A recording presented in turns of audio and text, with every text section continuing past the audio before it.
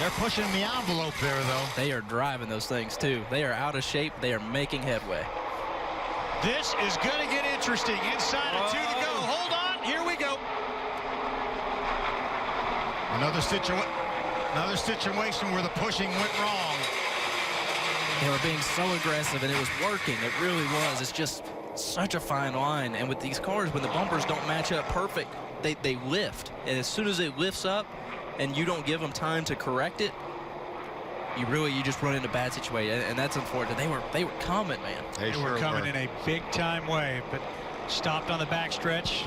Brandon McReynolds in the 28, Gus Dean in the 32, Leilani Munter. Does she have a little bit of damage there in that 55 car?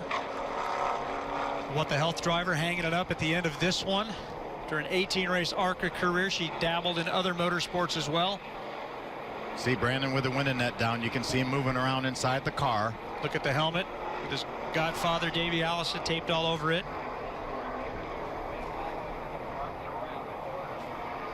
Tough break, but what is that moment like, though, in the car? You're coming, you know you're in this thing, you are amped up, and suddenly the dream is over. That hurts. I promise that one hurts right there. But, you know, to never really be at the front of the pack the whole race, you know, had a little bit of strategy, stay out of trouble early on, and come when it's right time. And they were doing it, and it just didn't quite work out. I mean, it's all you can do to go up there and push, and that's how you have to do it. And they were making moves that we haven't seen anybody make all race long, and just, you know, one wrong move at just barely the wrong time, and it just creates a ride like that. Remember, Brandon had heartbreak here once before. Oh, he was leading this race coming off turn 4 in 2012. Yep. I mean, between turn 4 and the tri-oval, he was leading the race, ran out of fuel, and didn't get the win. He won later that year at Talladega, but going to be another heartbreak for Brandon right here.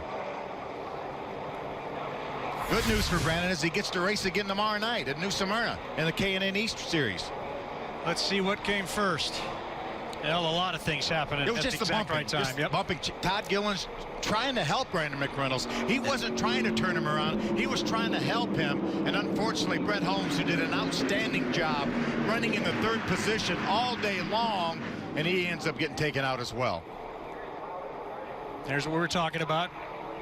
Getting close. I'm not saying locking bumpers, but I'm saying a little shoving going on. You can see a gap just a little bit and come back and get that impact. Well, it's also hard because when you do that, it also creates that moment where it lifts the back tires off the ground a little bit. Gilliland able to get through this, by the way, now being scored in the 3rd spot. Yeah, Natalie Decker also. Grant Quinlan getting by. Sean Core.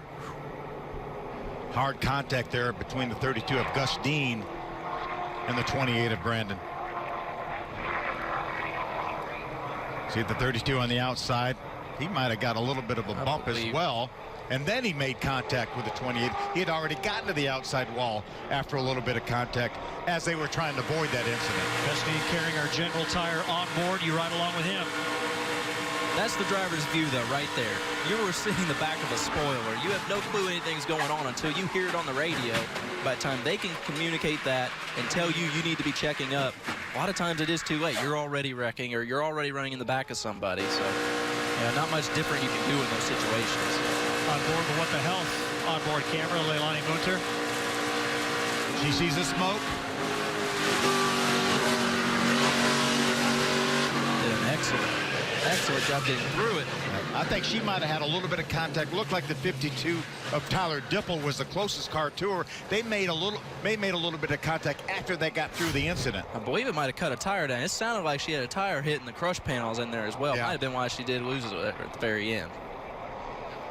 So we are now scoring 3 laps to go, and the drama just continues to go. Red line on the tack. Who will win the Lucas Oil 200? Can Burton hold on, or will the other 18-year-old steal his thunder, or will somebody else win today in Daytona?